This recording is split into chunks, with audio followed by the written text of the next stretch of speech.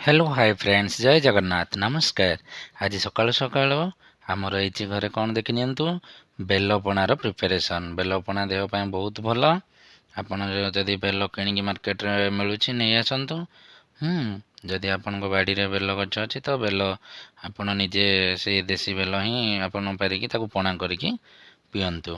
ବାହାରୁ ଏଇ ଯେଉଁ ବିଭିନ୍ନ ପ୍ରକାର କେମିକାଲ ମିଶୁଛି ଫ୍ରୋଷ୍ଟିଫିଜ୍ ହଉ କୋଲ୍ଡ ଡ୍ରିଙ୍କସ୍ ହଉ ସୋଡ଼ା ହଉ ତାଠୁ ବହୁତ ଭଲ ବେଲପଣାଟା ଦେହ ପାଇଁ।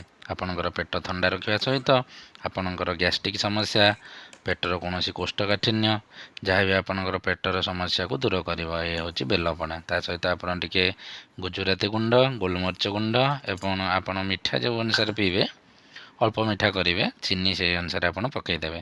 ତା ସହିତ ଆପଣ ଭଲ ଭାବରେ ଗୋଳେଇ ଦେବେ, ତାକୁ ଫେଣ୍ଟି ଦେବେ ଡଙ୍କା ସାହାଯ୍ୟରେ ବା ତାକୁ ଯେକୌଣସି ଆପଣ ସ୍ପୁନ୍ ସାହାଯ୍ୟରେ ଷ୍ଟେରଏଡ଼ ଭଲସେ କରିଦେବେ ଏବଂ ମିକ୍ସ ହେଲା ପରେ ଆପଣ ସମସ୍ତେ ବେଲପଣା ପିଇବେ। ଏବଂ ବେଲପଣାର ମଜା ନିଆରା, ଯେଉଁଟାକି ବର୍ଷକୁ ଥରେ ମିଳେ। ଏଇ ଯେଉଁ ଅତ୍ୟଧିକ ବାହାରେ ଗୁଳୁଗୁଳି ଖରା ହେଉଛି ତ ସେଥିରୁ ଆମକୁ ତ୍ରାହି ପାଇବା ପାଇଁ ଆଉ ପେଟକୁ ଥଣ୍ଡା ରଖିବା ପାଇଁ ନିଶ୍ଚିନ୍ତ ଭାବରେ ବେଲପଣାଟା ଦେହ ପାଇଁ ବହୁତ ଉପକାରୀ ଏବଂ ଦେହ ପାଇଁ ବହୁତ ଔଷଧୀୟ ଗୁଣ ରହିଛି। ଜୟ ଜଗନ୍ନାଥ ନମସ୍ତେ।